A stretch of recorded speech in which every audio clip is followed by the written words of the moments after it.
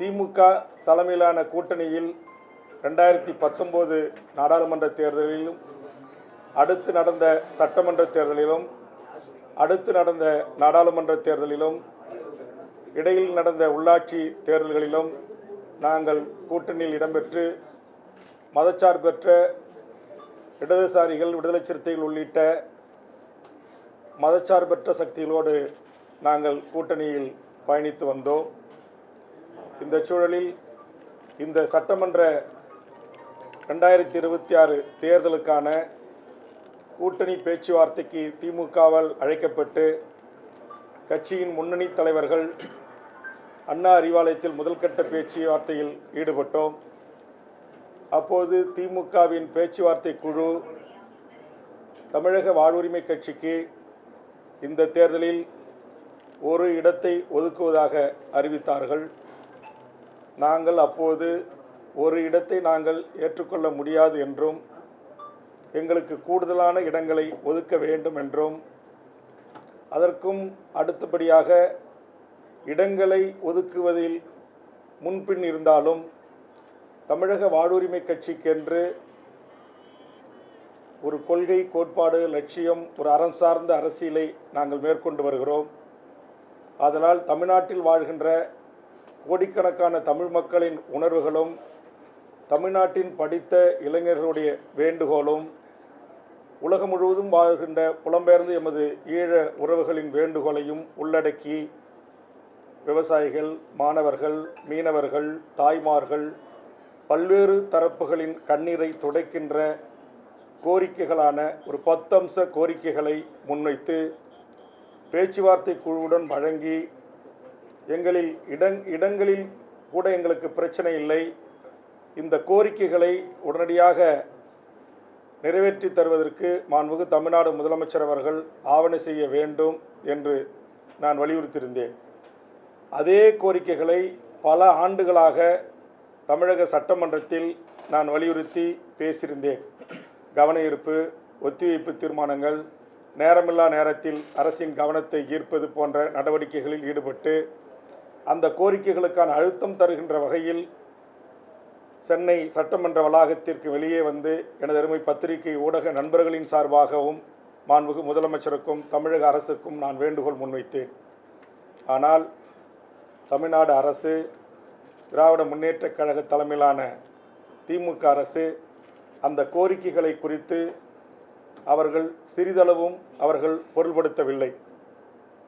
அவர்களை பொறுத்தவரையில் காங்கிரஸ், கம்யூனிஸ்டுகள், விடுதலை சிறுத்தைகள், மறுமலர்ச்சி திமுக உள்ளிட்ட அரசியல் கட்சிகளே எங்களோடு எந்தவித கோரிக்கையும் வைக்காமல் தொகுதி உடன்பாடோடு கூட்டணி அமைகின்ற போது, நீங்கள் ஒரு சட்டமன்ற உறுப்பினராக இருந்து கொண்டு இப்படி கோரிக்கைகளை எல்லாம் கொடுப்பது, இதையெல்லாம் நிறைவேற்றி தாருங்கள் என்று சொல்வது, இது எல்லாம் சரியாக படவில்லை என்கிற தோணியில்தான் அவர்களுடைய அணுகுமுறை இருந்தது. என்னை பொறுத்தவரையில் தமிழ்நாட்டில் இதுபோன்ற தேர்தல் காலங்களில் அரசியல் கட்சிகள் தமக்கு வாக்களித்து வெற்றி பெற செய்கின்ற அந்த மக்களுக்கு ஏதாவது ஒரு நன்மை பயக்கக்கூடிய வகையில் செயல் திட்டங்களை நாம் கூட்டணி தலைமையாக ஏற்றுக்கொண்டிருக்கின்ற அரசியல் கட்சியிடம் வலியுறுத்தி அதை நடைமுறைப்படுத்துகின்ற போதுதான் அந்த மக்களுக்கு பயனளிக்கும்.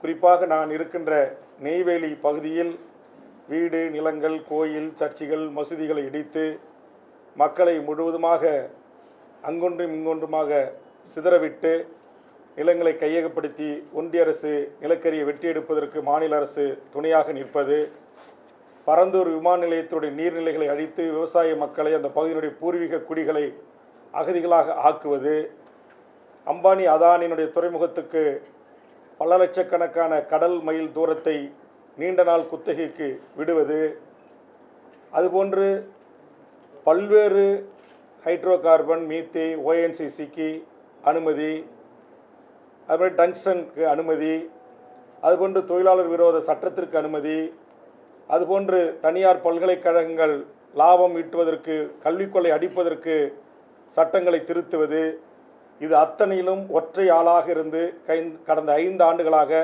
சட்டமன்றத்தில் நான் போராடி இருக்கிறேன். அது எனது அருமை பத்திரிகை ஊடக நண்பர்கள் அறிவார்கள்.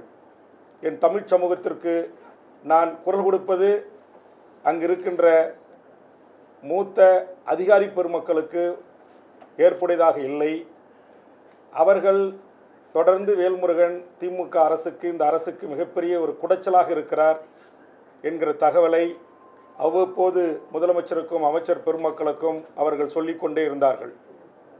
ஒரு மக்களால் தேர்ந்தெடுக்கப்பட்ட ஒரு அரசு, முதலமைச்சர், அமைச்சரவை இந்த நாட்டை ஆள வேண்டும். அப்போதுதான் அவர்கள் தேர்தலுக்கு தேர்தல் மக்களை சந்தித்து வாக்கு கேட்கின்ற போது அந்த மக்களுடைய உணர்வுகளுக்கு மதிப்பளித்து திட்டங்களை தீட்ட முடியும், மக்கள் உணர்வுகளுக்கு மதிப்பளித்து சட்டங்களை இயற்ற முடியும். ஆனால் திமுக அரசை பொறுத்தவரையில் ஒரு குறிப்பிட்ட விரல் விட்டு எண்ணக்கூடிய அதிகாரிகளின் ஆட்சிதான் தமிழ்நாட்டில் இந்த நிமிடம் வரையிலும் கூட நடந்தேறி வருகிறது என்று நான் பலமுறை பகிரங்கமாக குற்றம் சாட்டியிருக்கிறேன். சட்டமன்றத்திலே ஆட்சி மாறி இருக்கிறது, காட்சி மாறவில்லை என்று நான் குற்றம் சாட்டியிருக்கிறேன். சில அதிகாரிகள் செய்கின்ற தவறுகளை சுட்டிக்காட்டி பேசியிருக்கிறேன். ஆக இதையெல்லாம் மனதில் வைத்துக்கொண்ட அதிகாரி பெருமக்கள் வேல்முருகன் இந்த கூட்டணியில் தொடர்ந்து கூடுதல் இடங்களோடு மீண்டும் தமிழக சட்டமன்றத்திற்குள் வந்தால் அவர்கள் செய்திருக்கிற லஞ்ச லாவண்ய ஊழல், தமிழர் விரோத நடவடிக்கை, பாசிச சங் பரிவார கும்பல்களுக்கு ஆதரவாக திமுக தலைமையிலான அரசிலே இருந்து கொண்டு கோலோச்சுவது எல்லாம் இன்னும் வெட்ட வெளிச்சமாக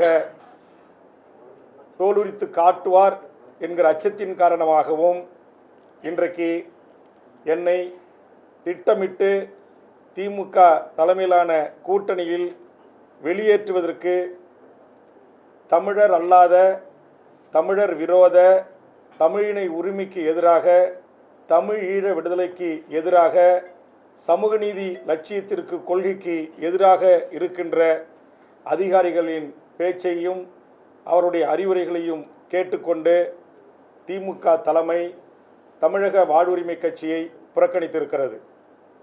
சமூக நீதி இயக்கமான திமுக ஏன் தமிழ்நாட்டில் சாதிவாரி கணக்கெடுப்பை நடத்த மறுக்கிறது? வன்னியர்களுக்கான 10.5% இடஒதுக்கீட்டை அதற்கான தரவுகளின் அடிப்படையில் பரிசீலனை செய்வதற்கான அதிகாரம் மாநில அரசுக்கு இருக்கிறது என்கிற உத்தரவிட்ட பிறகு அதை நான் பலமுறை தமிழக சட்டமன்றத்தில் சுட்டிக்காட்டி பேசிய போது மாண்புமிகு தமிழக முதலமைச்சர் அதற்கான ஓய்வு பெற்ற ஒரு நீதிபதி கொண்டு ஒரு ஆணையத்தை நியமித்து அந்த விவரங்களை சேகரித்து அதை நடைமுறைப்படுத்துவதற்கு நான் ஆலோசனை செய்கிறேன் என்று சொன்ன முதல்வரை தடுத்த சக்தி எது? அந்த சமூக நீதிக்கு எதிரான சக்திகளை கூட வைத்துக்கொண்டு எப்படி திமுக சமூக நீதி அரசாக தமிழ்நாட்டில் நடைபோட முடியும்? தமிழ் சமூகத்திற்காக உழைத்த, போராடிய எண்ணற்ற தமிழ் சமூகத்தின் ஆளுமைகளுக்காக மணிமண்டபம், சிலைகள், நினைவுத்தூண்கள், தபால் தலைகள், தெருக்களின் பெயர்களை சூட்டுங்கள் என்று நான் சொன்னபோதெல்லாம் எந்த பதிலும் சொல்லாமல் பெயரளவுக்கு 1 மற்றும் 2 போன்ற விஷயங்களை செய்துவிட்டு இங்கு ஒரு சினிமா நடிகர் சொன்னார் என்பதற்காக அவருடைய தந்தையின் பெயரிலே தெருக்களை வைப்பது.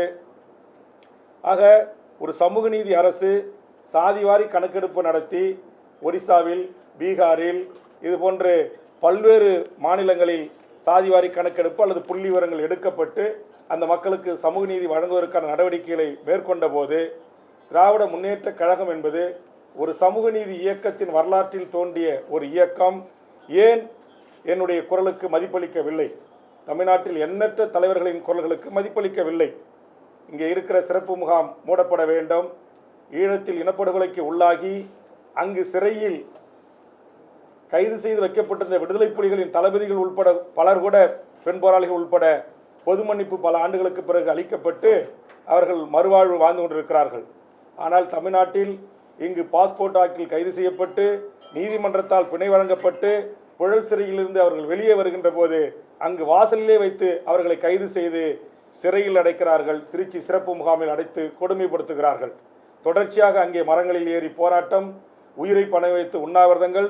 தற்போது கூட சக்தி என்கிற நாதன் உயிருக்கு போராடி கொண்டிருக்கிறார். போராட்டம் தொடர்ந்து கொண்டிருக்கிறது. ஆக தமிழக வேலை தமிழருக்கே என்கிற ஒரு சட்டம் இயற்றினால் என்ன? குஜராத்தில் இருக்கிறது, கர்நாடகத்தில் இருக்கிறது, பீகாரில் இருக்கிறது, இந்தியாவில் பல மாநிலங்களில் இருக்கிறது அந்த மாநில மக்களுக்கான வேலைவாய்ப்பு முன்னுரிமை. ஆனால் தமிழ்நாட்டில் அப்படி ஒரு சட்டம் இயற்றப்படவில்லை. தமிழ் வழியில் படித்தவர்களுக்கான 20% இடஒதுக்கீட்டிற்கான அந்த உரிமை சட்டமாக இதுவரையிலும் இயற்றப்படவில்லை. அதுபோன்று ஓபிஎஸ் காலத்தில் தமிழ்நாட்டுடைய அரசு உயர் பதவிகளை டிஎன்பிசியினூடாக எவர் வேண்டுமானாலும் வந்து எழுதி இங்கே கோட்டாட்சியராக, டிஎஸ்பியாக, நீதிபதியாக, பல்வேறு துறையினுடைய அசிஸ்டன்ட் கமிஷனராக பதவிக்கு வரலாம் என்கிற நிலை இந்த நிமிடம் வரையிலும் இருக்கிறது. 5 ஆண்டு காலமாக ஓபிஎஸ் கொண்டு வந்த அந்த சட்டத்தை ரத்து செய்யுங்கள் என்று நான் மன்றாடினேன். அது ரத்து செய்யப்படவில்லை. ஆக நான் தமிழக வாழ்வுரிமை கட்சி என்பது தமிழர் நிலத்தில் வாழ்கின்ற அனைத்து மக்களுக்குமான ஒரு கட்சி. ஆக இந்த அனைத்து மக்களுக்குமான கிடைக்க வேண்டிய சமூக நீதி கிடைக்கப்பெறவில்லை, வேலைவாய்ப்பு கிடைக்கப்பெறவில்லை. இங்கு மாணவர்கள், மீனவர்கள், தொழிலாளர்கள், விவசாயிகள் பிரச்சனைகள் தீர்க்கப்படாமல் இருக்கிறது.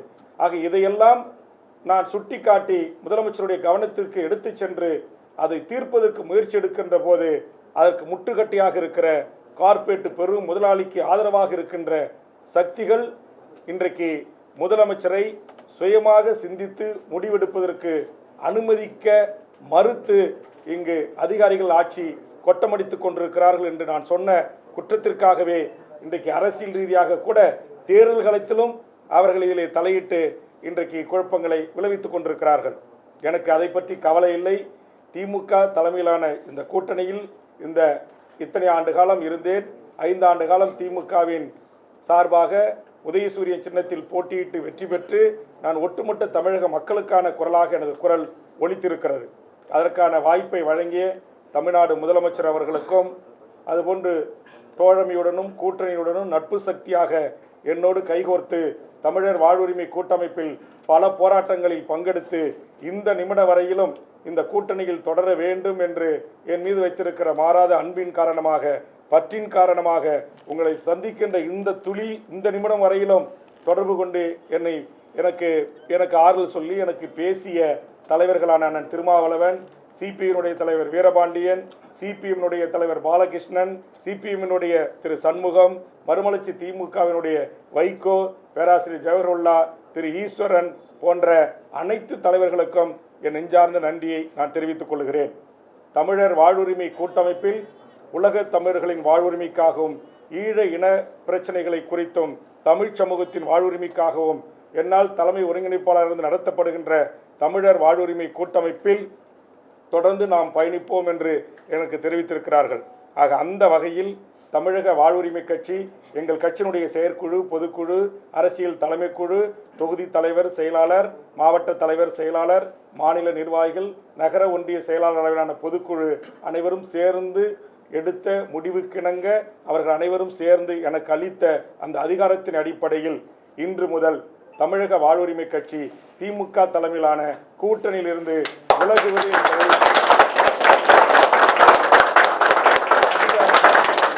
அதிகாரப்பூர்வமாக அறிவிக்கிறேன்.